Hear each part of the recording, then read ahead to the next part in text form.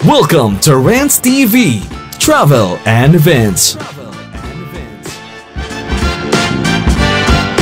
Hi guys, welcome back to my channel. Dito po tayo ngayon sa Vito Cruz, dito sa kahabaan ng Tafa Avenue. Please samahan niyo po akong mag-walk tour dito at didiretso po tayo ng Ocampo Street papuntang Rojas Boulevard.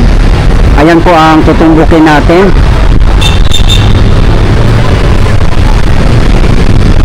Mag-update po tayo sa Yorme East Coast Clean-up Serie in Manila at i-check po natin dito kung ano ang mga latest development. Ito po yung update natin today, July 20, 2025.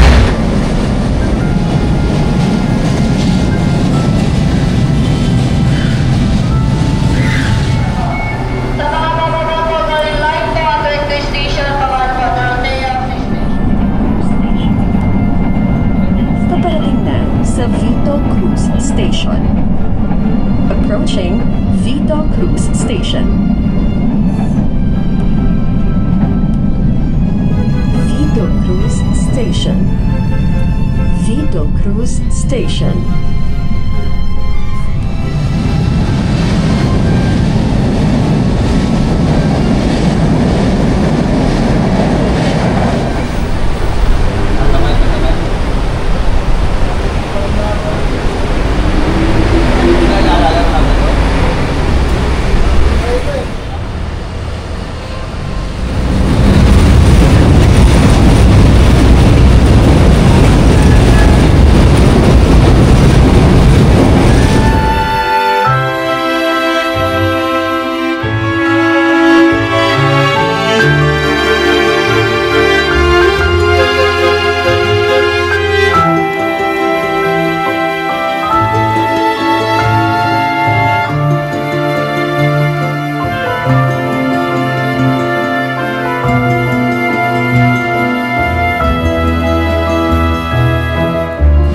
Ayan po ang Vito Cruz Station ng LRT1.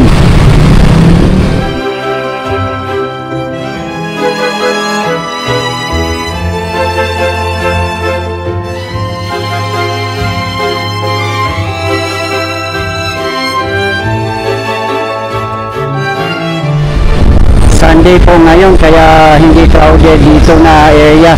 Pag mga weekdays kasi marami pong mga tao dito. Makikita po natin na maraming mga naglalakad. Wala din po kasing pasok sa school.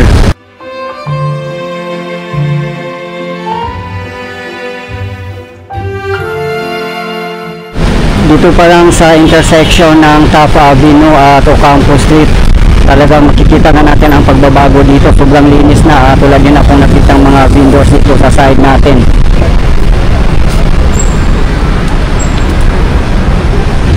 Kung tutumbukin po natin itong Ocampo Street ay Rojas Boulevard, Manila Bay at CCP Complex. Samahan nyo po akong mag-walk tour dito guys, tara. Okay na lang guys, tumigil ang ulan at umaraw na rin. Kanina kasi maulan-ulan eh. Time check 2 PM local time.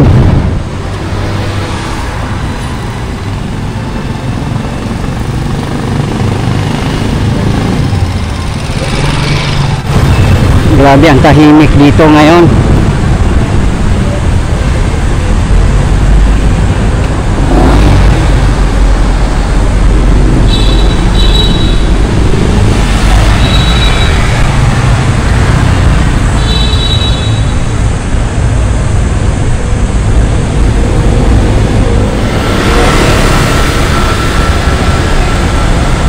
Ayan po sa tapat natin ang Rizal Memorial Coliseum.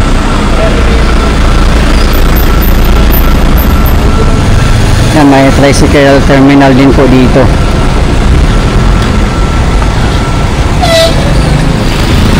Doon po tayo galing kanina sa Tafa Avenue.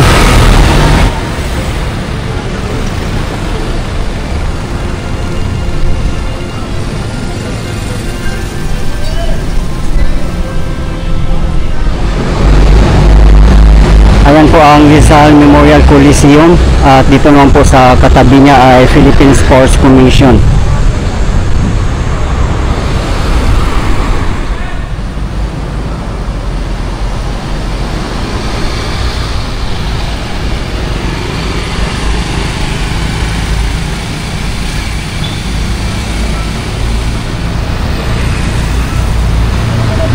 mapuno din dito na street.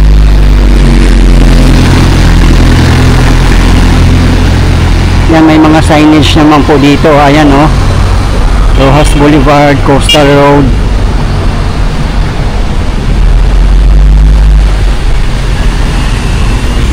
Yan, marami nagsilaglagan dito ng mga dahon at mga bulaklak. Katatapos lang din ng bagyo. Kahit lumabas na po ang bagyo sa Pilipinas, but still maulan-ulan pa rin po.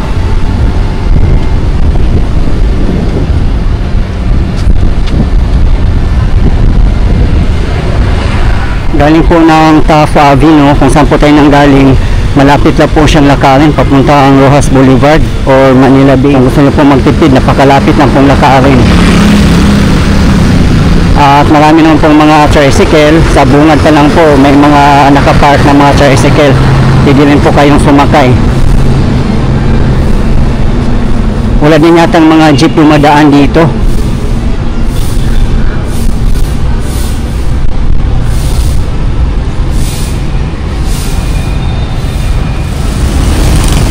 Ito na po yung Adriatico Street. Ayan po ang Rizal Memorial Baseball Stadium. Dyan po tayo galing kanina. Dito na po tayo sa kahabaan ng Adriatico Street. Ayan po. Kung tutumbukin nyo po to ay papuntang Manila Zoo. Malapit lang po dito kung gusto nyo pong lakarin. Ayan, marami pong mga tricycle dito nakapark. Nandyan din po ang ongoing construction ng SM Harrison.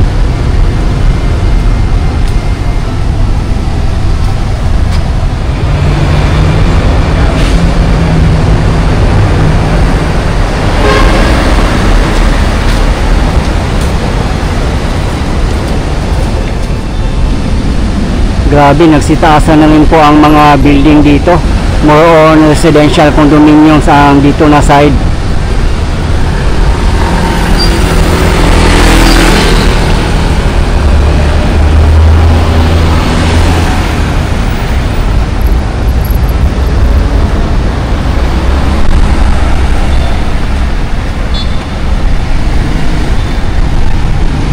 Maluwag ang daan dito.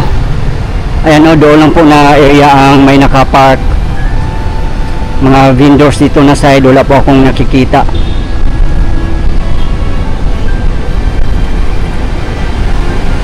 Ang linis din po dito na side o. Talagang ramdam na po ng mga taga Manila ang pagbabago. Yorme is back. Ito naman po ang Century Park Hotel. Sa likod po niyan, doon po makikita ang SM Harrison na ongoing construction. Sa mga hindi po nakakaalam, wala na po yung Harrison Plaza. SM Harrison na po ngayon. Meron din po akong update yan guys. Kung gusto niyo po mapanood, nasa aking previous video lang po.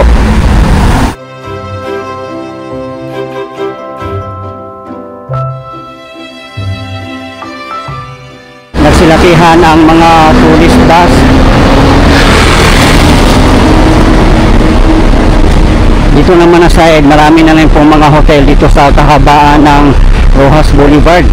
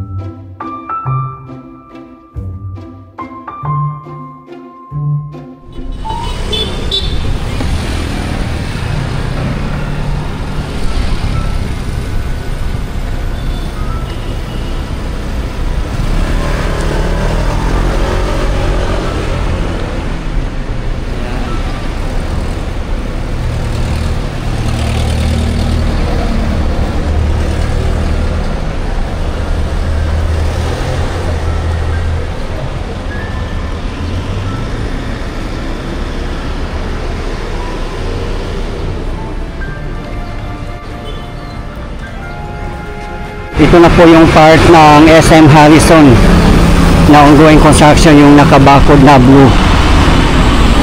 Napakalaki po nito.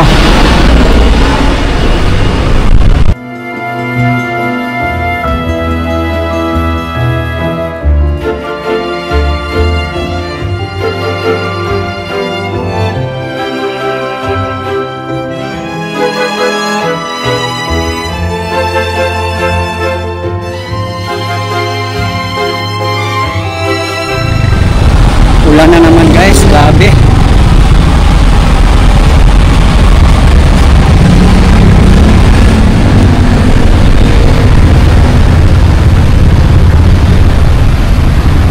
Grabe, umulan na naman guys, oh. Kani-kanina lang, uminit na. At tingnan nyo naman po ngayon, oh.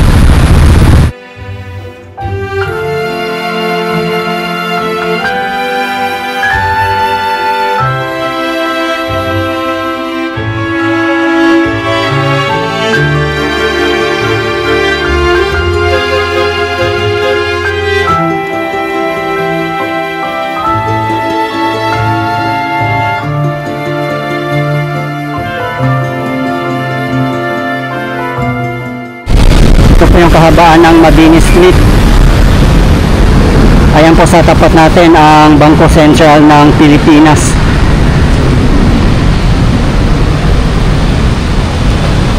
Grabe, lakas na naman ng ulan.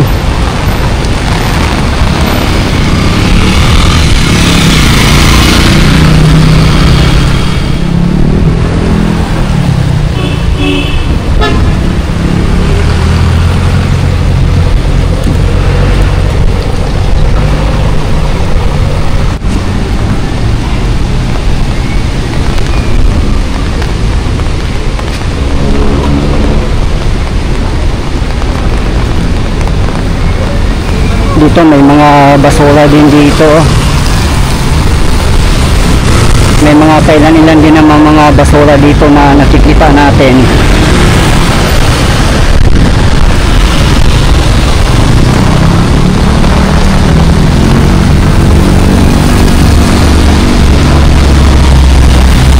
Yun nga guys, no, sana ma-maintain din natin yung Clay Go or Clean As You Go.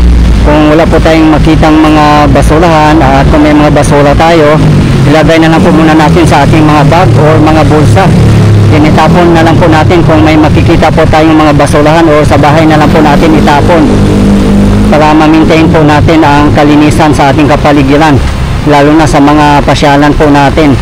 Nang sa ganun po makakatulong din po tayo sa ating kalikasan at sa ating government. Bawasan rin po trabaho yan sa kanila at gastos.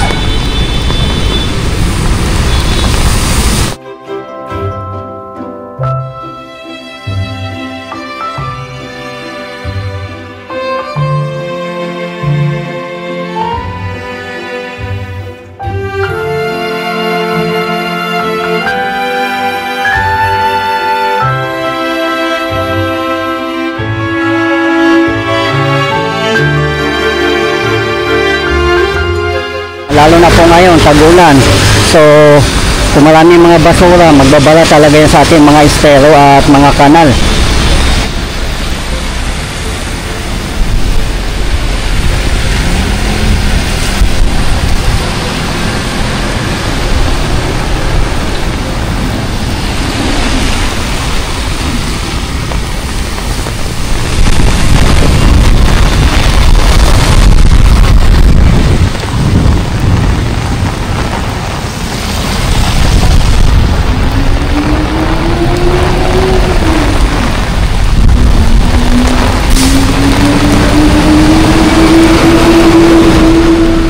Ayan po sa tapat natin ang Bangko Sentral ng Pilipinas. Dito po tayo sumilong sa Legazpi Towers 300. Kasi ang lakas po ng ulan guys, oh.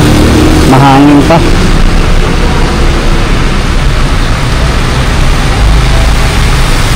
Ayan, oh, ang dami din mga basura nga dyan, oh.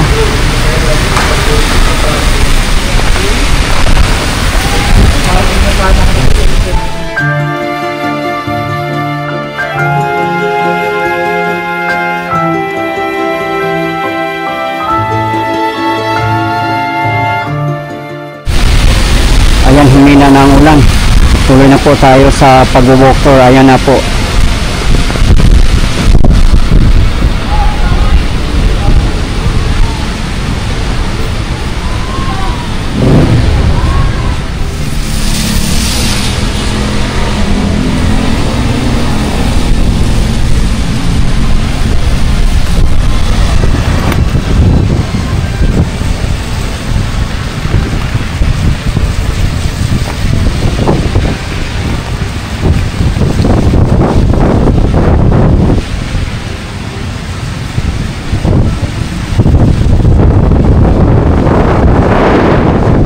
Ito po yung service road dito sa Rojas Boulevard.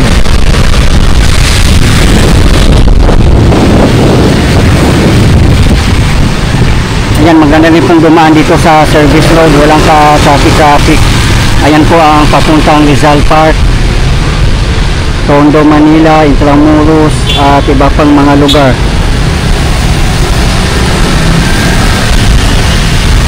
Diyan po tayo galing kanina. Napakalapit lang na sa amin guys, from Taft Avenue hanggang dito sa Rojas Boulevard.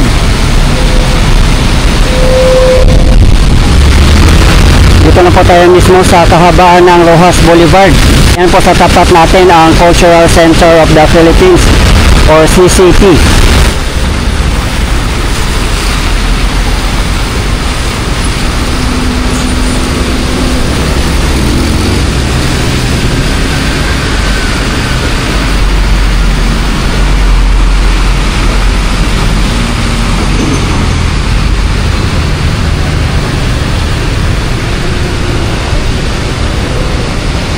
You are in Manila City.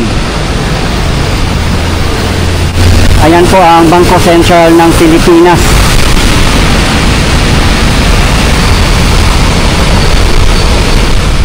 Maganda rin pala dito, may mini park. Yan o, may mga upuan. At maganda rin ang mga halaman dito. Yung nga lang, walang mga nagtatambay dito kasi may bagyo, maulan-ulan po.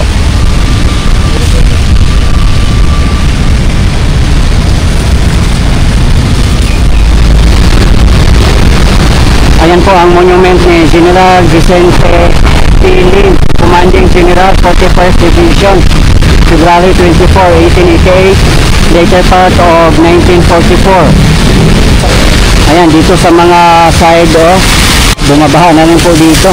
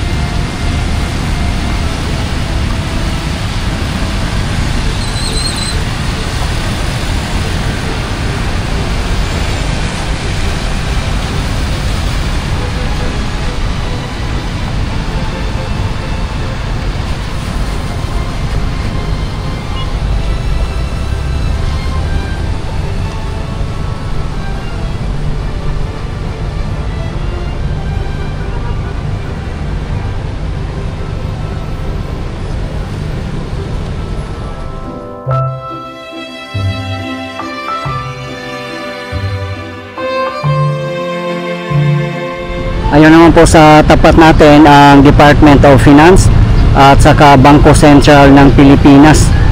Ayan po ang intersection ng Ocampo Street and Rojas Boulevard. Ayan po sa tapat natin ang Cultural Center of the Philippines or CCP.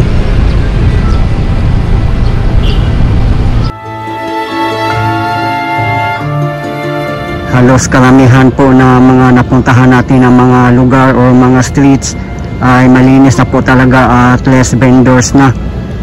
Hindi pa naman po perfect na wala talaga pong vendors. Meron pa rin po tayong makikita na paisa-isa lang. At yun na, yung mga nakatayo lang po. At anytime pwede po silang paalisin o yung mga nakamotor na mga vendors. Tara guys, pasok po tayo doon sa may seaside. Titingnan po natin doon kung ano po ang mga kaganapan doon sa may looban. Nandyan na po mismo ang Manila Bay. Kasi nadami palang mga kainan dito. May Max, Krispy Kreme, Jollibee.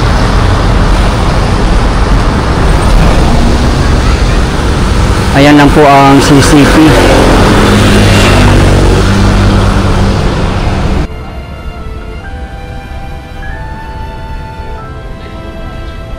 Ayan, dami mga yacht dito. Ang gaganda oh. Wow.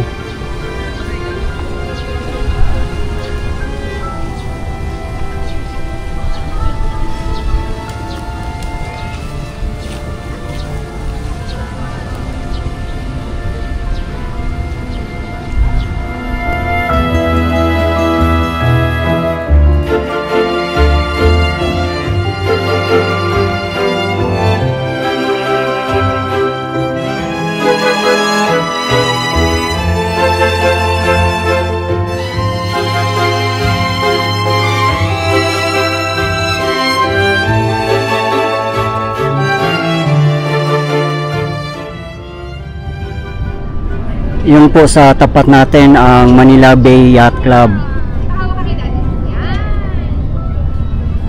Grabe, sobrang ganda po dito. Ang linis din ng dagat dito oh. Dami pang mga isda.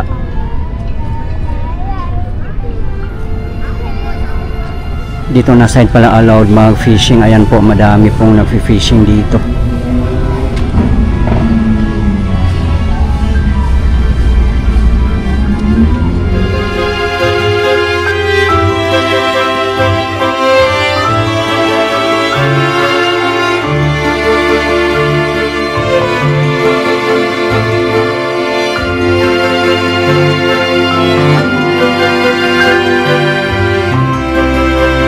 At sobrang ganda nga po dito oh. Napakalinis, napakatahimik, at napaka-presko po ang hangin dito.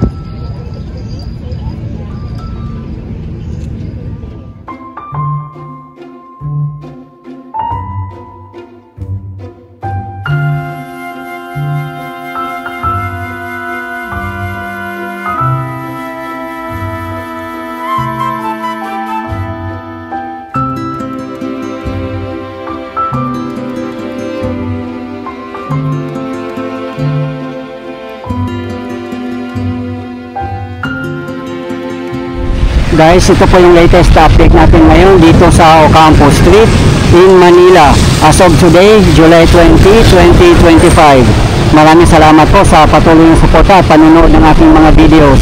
I really appreciate po, at hindi po ako masasamang i-update kayo lalong lalo na po sa mga government infrastructures. Mabuhay ang Pilipinas. Okay guys, thank you for watching and keep safe everyone.